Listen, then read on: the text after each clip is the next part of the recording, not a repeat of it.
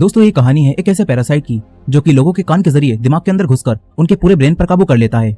अब वो पैरासाइट इंसानों को काबू करके उनसे क्या क्या करवाएगा, चलिए देखते हैं इस पूरी कहानी में।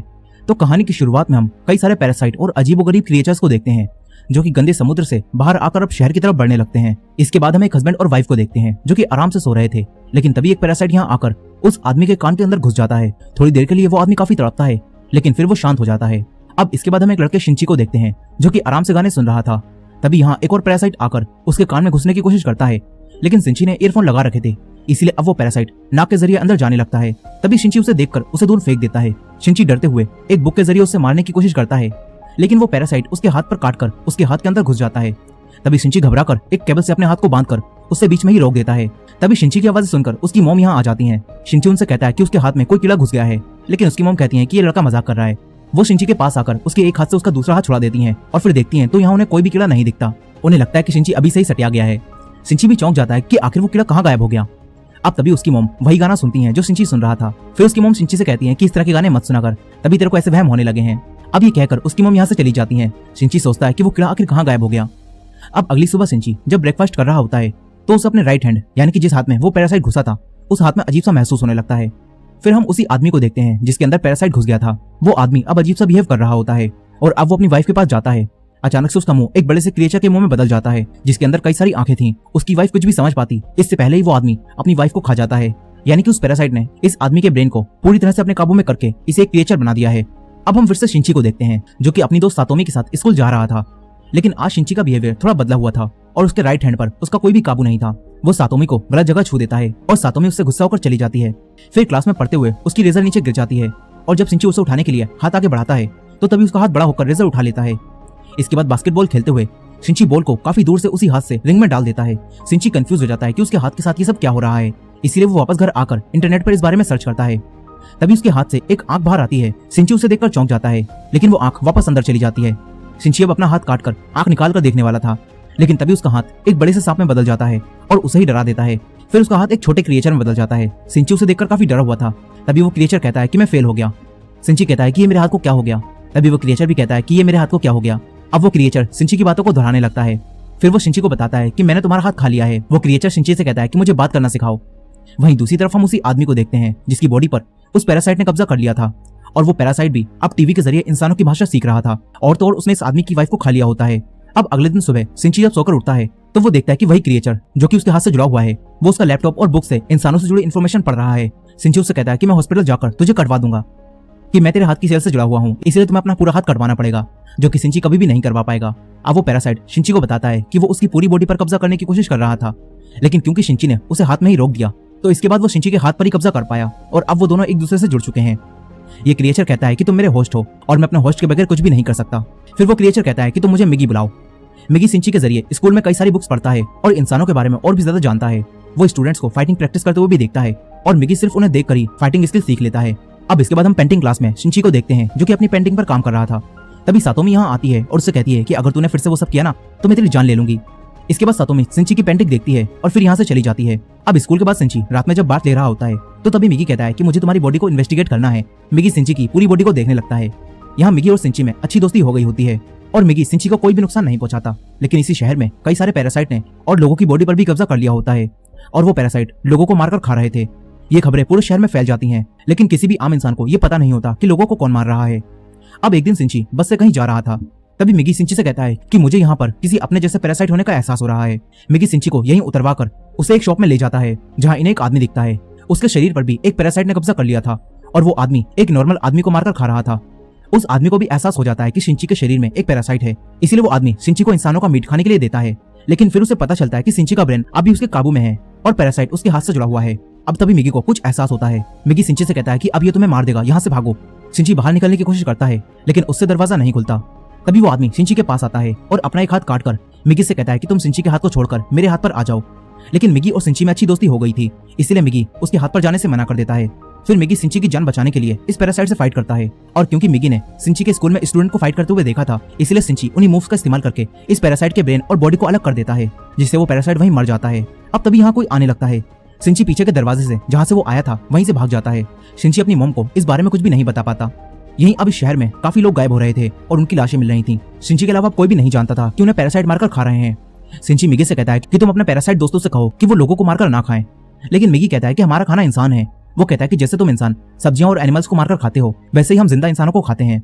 यहाँ मिगी सिंची से जुड़ा हुआ था, इसीलिए जब तक सिंची जिंदा रहेगा तब तक मिगी भी जिंदा रहेगा और सिंची की बॉडी से ही उसे खाना मिलता रहेगा। इसीलिए मिगी को इंसानों को मारने की जरूरत नहीं थी। और मिगी सिंची को धमकी भी देता है कि अगर तूने मुझे चोट पहुंचाने की कोशिश की ना तो मैं तेरी जान ले लूंगा। सिंची उसे कहता है कि तू एक डेमन है। वो ये कहकर सो जाता है।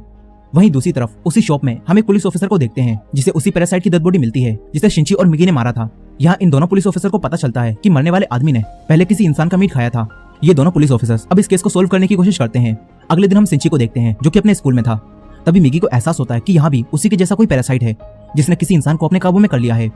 तभी इनके प्रिंसिपल इनकी नई टीचर तामिया रियोको को इनसे इंट्रोड्यूस कराते हैं। मिगी और सिंची समझ जाते हैं कि तामिया ही वो पैरासाइट है। यहीं तामिया भी अपने पैरासाइट सेंस की मदद से ये समझ जाती है कि सिंची भी एक पैरासाइट से जुड़ा हुआ है। फिर इसके बाद सिंची तामिया के पास जाता है। तामिया उससे कहती है कि मुझसे डरो मत, ये तामिया पैरासाइट बाकी पैरासाइट से बिल्कुल अलग होती है और इस पैरासाइट को एक्सपेरिमेंट करने का काफी शौक होता है। यहाँ तक कि इसने एक दूसरे पैरासाइट के साथ मिलकर अपनी इस बॉडी को प्रेग्नेंट भी कर लिया होता है ताकि वो ये देख सके कि इस तरह जन्म लेने वाला बच्चा आखिर क्या बनेगा। यहाँ सिंची उससे कहता है कि तुम यहाँ स्कूल में क्या करने आई हो। इस पर वो कहती है कि मैं बस नॉर्मल लोगों की तरह जीना चाहती हूँ। वो सिंची से कहती है कि मैं तुमसे और बात करती, लेकिन तुम्हारी गर्लफ्रेंड हमें देख रही है और कहीं उसे ऐसा न लगे कि तुम नई टीचर को देखकर उसे भूलकर नई टीचर पर फिदा हो गए हो। इसीलिए तामिया सिंची को बाद में मिलने के लिए कहती है। अब तभी सातोमी जो कि इन्हें देख रही थी वो यहाँ से चली जाती है। तामिया सिंची से कहती है कि मुझे स्कूल के बाद मिलना। मिगी भी तामिया से मिलने के लिए तैयार हो जाता है। वो सिंची से कहता है कि मैंने पहली बार ऐसा पैरासाइट देखा है जो इतना शांत होकर अपने होस्ट की बॉडी में रह रहा है। अब तामिया के बारे में और ज्यादा जानने के लिए सिंची बाद में तामिया से मिलने जाता है। तामिया ने यहाँ पर दो और पैरासाइट को भी बुलाया होता है जिनमें से एक हाई स्कूल स्टूडेंट शिमाडा होता है और दूसरा एक ऑफिसर मिस्टर ए होता है। ये दोनों तामिया के साथ मिले होते हैं। तामिया सिंची और मिगी को बताती है कि हम पैरासाइट को सर्वाइव करने के लिए आपस में मिलकर रहना होगा और इसीलिए हमने मिलकर पैरासाइट्स का एक नेटवर्क बनाया है और हम सब एक दूसरे से जुड़कर एक दूसरे को इन्फॉर्मेशन देते हैं ताकि हम सब इंसानों के बीच छुपकर रह सकें और अपने लिए रोज इंसानों को मारकर खा सकें। तामिया सिंची से भी इनके नेटवर्क में जुड़ने के लिए कहती है, लेकिन सिंची कहता है कि मैं पूरी तरह से तुम्हारे जैसा नहीं हूँ, तुम सब एक मॉन्स्टर हो। तामिया कहती है कि हाँ हम सब एक मॉन्स्टर हैं, इसीलिए मैंने मिस्टर ए के साथ मिलकर एक एक्सपेरिमेंट किया है जिससे मैं प्रेग्नेंट हो गई हूँ और क्योंकि हम दोनों ही पैरासाइट हैं इसलिए मेरे अंदर जो बच्चा है वो आखिर क्या होगा। इस पर मिगी तुरंत कहता है कि तुम दोनों ने वो इंसानों की बॉडी में किया है इसीलिए तुम्हारे अंदर एक इंसान का ही बच्चा है। तभी तामिया कहती है तो फिर हम कौन हैं? अगर हमारे अंदर इंसानों का बच्चा है तो असल में हम कौन हैं? हम बस इस बॉडी के जरिए जी रहे हैं। तामिया कहती है कि हमारे जीने का मकसद क्या है? तामिया इनसे कहती है कि इसीलिए मैंने हमारा नेटवर्क बनाया है और मैं पैरासाइट्स के फ्यूचर के बारे में सोच रही हूँ। तामिया सिंची को धमकी देती है कि अगर तुम्हें हमारा साथ नहीं देना तो हमारे खिलाफ कुछ भी करने की कोशिश मत करना, नहीं तो मैं 3 सेकंड में ही पूरे स्कूल को खत्म कर दूंगी। सिंची काफी डर जाता है। अब ये तीनों एक एक करके सिंची की डरी हुई शक्ल देखते हुए यहाँ से चले जाते हैं। तभी मिगी को कुछ एहसास होता है। मिगी सिंची से कहता है कि मिस्टर ए से सावधान रहना, मुझे वो ठीक नहीं लगता। अब इसके बाद हम एक घर को देखते हैं जहाँ काफी शांति थी और यही मिस्टर ए और शिमाडा यानी कि वही दोनों पैरासाइट इंसानों को खा रहे थे। फिर वो दोनों तामिया के पास जाते हैं। तामिया खुद पर एक्सपेरिमेंट कर रही थी इसीलिए वो इंसानों को खाने के बजाय इंसानों जैसी रहने की कोशिश कर रही थी। वो इंसानों जैसा ही खाना भी खाती है। वो कहती है कि हमें इंसानों के बीच रहने के लिए इंसानों के जैसा ही सोचना होगा, तभी हम यहाँ पर सर्वाइव कर पाएंगे। वहीं दूसरी तरफ सिंची काफी परेशान था, लेकिन वो अपनी मॉम को भी ये सब नहीं बता पा रहा था।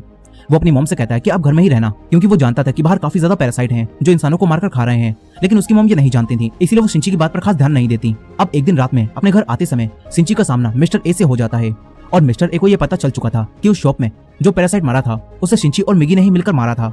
इसीलिए मिस्टर ए सिंची को मारने के लिए उस पर हमला करता है, लेकिन मिगी सिंची को बचा लेता है। मिगी मिस्टर ए से फाइट करता है।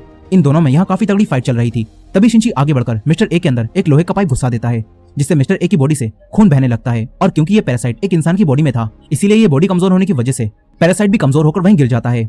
सिंची तुरंत यहाँ से भागकर अपने घर आ जाता है, लेकिन वहीं वो पैरासाइट अपनी बॉडी से रोड आर पार कर देता है जिससे खून बहना बंद हो जाता है और वो पैरासाइट जिंदा बच जाता है। लेकिन उसे सर्वाइव करने के लिए अब एक नई बॉडी चाहिए थी। तभी इस रास्ते से सिंची की मॉम गुजरती हैं और ये पैरासाइट मिस्टर ए की बॉडी को छोड़कर सिंची की मॉम की बॉडी में चला जाता है।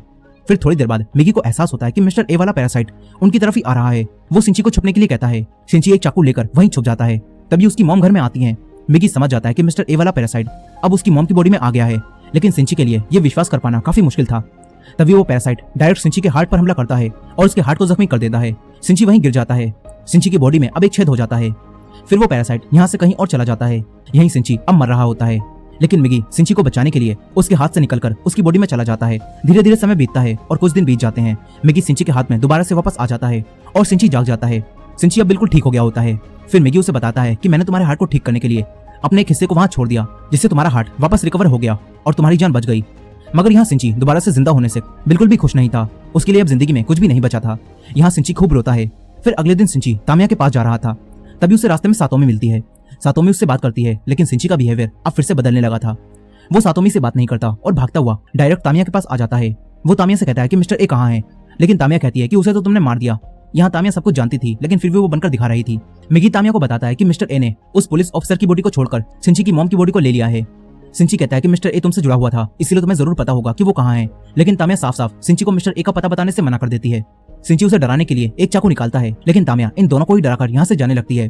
तभी सिंची उसकी तरफ चाकू फेंकता है, मगर वो चाकू पकड़कर वापस सिंची की तरफ ही फेंक देती है। वो जानबूझकर सिंची को नहीं मारती, फिर वो यहाँ से चली जाती है। वहीं उन ऑफिसर्स को मिस्टर ए यानी कि उसी पुलिस ऑफिसर की बॉडी मिलती है। यहाँ इन्हें जांच से पता चल जाता है कि इस पुलिस ऑफिसर और उस शॉप के मालिक दोनों को मारने वाला कोई एक ही इंसान है। लेकिन ये लोग एक बात से परेशान थे, क्योंकि इस पुलिस ऑफिसर ने भी मरने से पहले कुछ इंसानों को खाया था और जांच में इन लोगों को ये बात पता चल गई थी। ये लोग सोचते हैं कि इन्होंने जो अफवाहें सुनी है कहीं वो सच तो नहीं। दरअसल इस शहर में ये बात फैल चुकी थी कि पैरासाइट इंसानों की बॉडी में इनके बीच छुपकर रह रहे हैं, लेकिन इन लोगों को लगता है कि ये सब बस अफवाह है। वहीं दूसरी तरफ सिंची हर जगह अपनी मॉम को ढूंढ रहा था। तभी एक दिन वो एक ऐसी जगह पर पहुंच जाता है जहाँ कुछ नेता लोगों के बीच वोट मांगने आए हुए थे। अब तभी मिगी और सिंची को एहसास होता है कि जो नेता लोगों से वोट मांग रहा है वो भी पैरासाइट है, और उसके अलावा भी यहाँ पर कई सारे पैरासाइट मौजूद हैं। मिगी ये सब देखकर चौंक जाता है। वो सिंची से कहता है कि पैरासाइट ने इतनी तरक्की कर ली है कि अब वो पॉलिटिक्स में भी घुस चुके हैं। मिगी काफी खुश होता है। वो सोचता है कि एक दिन पैरासाइट इस पूरी दुनिया पर कब्जा कर लेंगे। अब तभी इनके घर में वही दोनों पुलिस ऑफिसर्स आ जाते हैं। उन्हें सिंची पर शक होता है, इसलिए वो सिंची से थोड़ी बहुत पूछताछ करते हैं, लेकिन सिंची काफी चालाकी से इनसे झूठ बोलता है। फिर वो दोनों यहाँ से चले जाते हैं। अब काफी दिनों बाद सिंची फिर से स्कूल जाता है। यहाँ उसे सातोमी मिलती है। फिर यहाँ वही लड़का शिमाडा आता है। तामिया ने इसका इसी स्कूल में ट्रांसफर करवा दिया होता है ताकि वो सिंची पर नजर रख सके। शिमाडा सातोमी के सामने सिंची से पहली बार मिलने का दिखावा करता है और फिर वो यहाँ से चला जाता है। यहाँ तामिया इन दोनों को देख रही होती है। दरअसल यहाँ शिमाडा और तामिया को ये पता चल रहा था कि जब से मिगी ने अपनी सेल्स की मदद से सिंची की जान बचाई है, तब से सिंची की बॉडी में बदलाव हो रहा है। और वहीं दूसरी तरफ मिगी को भी ये सब पता चल जाता है। वो सिंची को ये सब बताता है। अब इसके बाद मिगी सिंची को ये बताता है कि जब से मैंने तुम्हारी जान बचाई है तब से मुझे भी कुछ प्रॉब्लम्स हो रही हैं। मिगी कहता है कि मुझे ठीक रहने के लिए हर दिन 4 घंटे सोना होगा, और जब मैं सो रहा होऊंगा तो मैं किसी भी तरह तुम्हारी मदद नहीं कर सकता। अब ये कहने के बाद मिगी तुरंत सो जाता है। सिंची उसे जगाने की कोशिश करता है, लेकिन अब मिगी नहीं जागता। वहीं दूसरी तरफ वो दोनों ऑफिसर्स ये पता लगा रहे थे कि पैरासाइट्स को कैसे पहचाने। उन्हें ये पता चलता है कि अगर किसी इंसान की बॉडी में पैरासाइट रह रहा है तो उस इंसान का बाल तोड़ने पर वो बाल कर्ली हो जाएगा। अब ये जानकर सीनियर पुलिस ऑफिसर अपने जूनियर पुलिस ऑफिसर का बाल तोड़ता है, लेकिन वो कर्ली नहीं होता, जिससे वो समझ जाता है कि ये कोई पैरासाइट नहीं है। अब वहीं तामिया भी अपने नेटवर्क की मदद से ये जान जाती है कि इंसानों को हमें पहचानने का एक तरीका पता चल चुका है। यहाँ हम देखते हैं कि वही पॉलिटिशियन भी तामिया के साथ मिला हुआ है। अब इसके बाद हम फिर से सिंची को देखते हैं जो सातोमी से मिलता है। सातोमी उसके लिए आज डिनर बनाने के लिए कहती है, क्योंकि सिंची अब अकेला था। सिंची मान जाता है। फिर वो दोनों डिनर के लिए शॉपिंग करने चले जाते हैं। तभी रास्ते में इन्हें एक पपी मिलता है जो कि बीच रोड पर पड़ा था। सिंची उसे उठाकर लाता है, लेकिन वो मर चुका था, इसलिए सिंची उसे डस्टबिन में डाल देता है। सातोमी ये देखकर उससे कहती है कि तुम ये क्या कर रहे हो। सिंची कहता है कि अब ये सिर्फ हड्डियां और शरीर है, इसके अलावा इसमें कुछ भी नहीं बचा। दरअसल अब सिंची के अंदर बदलाव हो रहा था और वो भी पैरासाइट की तरह सोचने लगा था। और सिंची की ये सोच देखकर सातोमी उसे छोड़कर चली जाती है, लेकिन सिंची को इससे कोई भी फर्क नहीं पड़ता। वहीं स्कूल का प्रिंसिपल जब तामिया को प्रेग्नेंट देखता है तो चौंक जाता है, क्योंकि तामिया अभी अनमैरिड थी और अब प्रिंसिपल उसे कैरेक्टरलेस समझकर उसे जॉब से निकालने वाला था। वो लोग तामिया के मॉम डैड को भी ये सब बता देते हैं। फिर तामिया अपने मॉम डैड के पास जाती है, लेकिन ये तामिया तो वैसे भी पैरासाइट थी, इसलिए वो इन दोनों को मार देती है। इसके बाद वो शिमाडा को कॉल करके कहती है कि तुम्हारे खाने का इंतजाम हो गया है, यहाँ आकर दोनों बॉडीज ले जाओ। अब अगले दिन तामिया स्कूल से जाने के लिए स्कूल से अपना सामान पैक करने लगती है। सिंची उसके पास आता है और उससे बातें करने लगता है। वहीं सातोमी अपनी पेंटिंग क्लास में जाती है, जहाँ कई सारी लड़कियां मिलकर शिमाडा की पेंटिंग बना रही थी। तभी एक लड़की मजाक मजाक में उसका एक बाल तोड़ देती है और वो बाल कर्ली हो जाता है। इसे देखकर सारी लड़कियां समझ जाती हैं कि शिमाडा एक पैरासाइट है। शिमाडा भी जान जाता है कि उसका राज खुल चुका है, इसलिए वो इन लड़कियों पर हमला करता है। उसका मॉन्स्टर जैसा मुंह देखकर सारी लड़कियां डरकर चीखती हैं। उनकी चीखों की आवाज सुनकर सिंची उन्हें बचाने आने लगता है। तामिया भी समझ जाती है कि शिमाडा अपने मॉन्स्टर के रूप में सबके सामने आ गया है, इसलिए अब तामिया यहाँ कुछ केमिकल लोचा करने लगती है। वहीं सातोमी थोड़ी हिम्मत दिखाकर शिमाडा के सेंटर में एक केमिकल फेंकती है, जिससे वो जलने लगता है, मगर इससे वो बेकाबू हो जाता है और इधर उधर हमला करने लगता है। सारी लड़कियां बचकर निकलने की कोशिश करती हैं। तभी सातोमी की एक दोस्त यहाँ मारी जाती है। शिंची जब तक यहाँ पहुंचता है तो कई सारी लड़कियां मर चुकी थीं। शिंची काफी घबरा जाता है। मिगी उसे शांत कराता है और इन हालातों में हिम्मत दिखाने के लिए कहता है। शिंची दोबारा उठकर सातोमी को बचाने जाता है। सातोमी शिमाडा से बचकर भाग रही थी। शिमाडा बिल्कुल एक जापानीज डेमोगोर्गन लग रहा था। शिंची आकर इस जापानीज डेमोगोर्गन को एक धक्का देता है और उससे फाइट करने लगता है। तभी यहाँ तामिया भी आ जाती है और वो शिमाडा को शांत होने के लिए कहती है। शिमाडा शांत हो जाता है, लेकिन फिर तामिया यहाँ एक बॉम्ब फेंककर चली जाती है। शिंची उसे देखकर सातोमी को लेकर नीचे कूद जाता है और फिर यहाँ एक धमाका होता है। इन्हें लगता है कि शिमाडा टपक लिया, लेकिन वो जिंदा था। अब यहाँ पुलिस और एम्बुलेंस भी आ जाती है। सातोमी जख्मी हो गई थी, इसलिए उसे हॉस्पिटल ले जाया जाता है। वहीं पुलिस ऑफिसर्स ऊपर आ जाते हैं। तभी शिमाडा आकर इन पर हमला करता है और इन्हें मार देता है। शिमाडा स्कूल की छत पर जाने लगता है। मिगी सिंची को ये बताता है और शिंची एक दूसरी बिल्डिंग पर जाकर एक लोहे की रोड लेकर मिगी को एक धनुष बनाता है और फिर इस लोहे की रोड को एक तीर की तरह शिमाडा के अंदर घुसा देता है। इससे शिमाडा वहीं मर जाता है। इसके बाद शिंची यहाँ से जाने लगता है। तभी यहाँ तामिया भी आ जाती है और वो उससे कहती है कि मैं अब थोड़े समय के लिए गायब हो जाऊंगी। तामिया सिंची को मिस्टर ए यानी कि उसकी मॉम का एड्रेस देती है। सिंची उस एड्रेस को ले लेता है। अब कुछ समय बाद यहाँ वही दोनों ऑफिसर आते हैं और जब वो दोनों ये पता लगा रहे होते हैं कि शिमाडा कैसे मरा तो उन्हें पता चल जाता है कि उस पर किसी ने दूसरी बिल्डिंग से हमला किया था, लेकिन इन्हें सिंची के बारे में भी कुछ भी पता नहीं होता। वहीं सिंची तामिया के दिए हुए एड्रेस पर पहुंच जाता है। यहाँ उसे उसकी मॉम मिलती है। सिंची उनका पीछा करते हुए एक ब्रिज के नीचे आ जाता है। तभी यहाँ मिगी को नींद आने लगती है। वो सिंची को ये बताता है और इस वक्त मिगी सिंची को बचाने के लिए एक हथियार बन जाता है। इसके बाद मिगी सो जाता है। अब तभी सिंची उसी हथियार की मदद से मिस्टर ए यानी कि अपनी ही मॉम से फाइट करता है। यहाँ सिंची अब काफी अच्छी फाइटिंग कर रहा होता है। वो मिस्टर ए को मारने वाला था, तभी उसे उसकी मॉम की आवाज आती है और उसकी मॉम की थोड़ी बहुत कॉन्शियसनेस अब भी जिंदा होती है। अब तभी मिस्टर ए सिंची पर हमला करता है, लेकिन उसकी मॉम की कॉन्शियसनेस की मदद से उसकी मॉम अपने हाथ से सिंची को बचा लेती है। मगर फिर सिंची को ना चाहते हुए भी मिस्टर ए को खत्म करने के लिए अपनी ही मॉम को जान से मारना पड़ता है। अब थोड़ी देर बाद मिगी जब जाग जाता है तो सिंची मिगी को ये सब बताता है।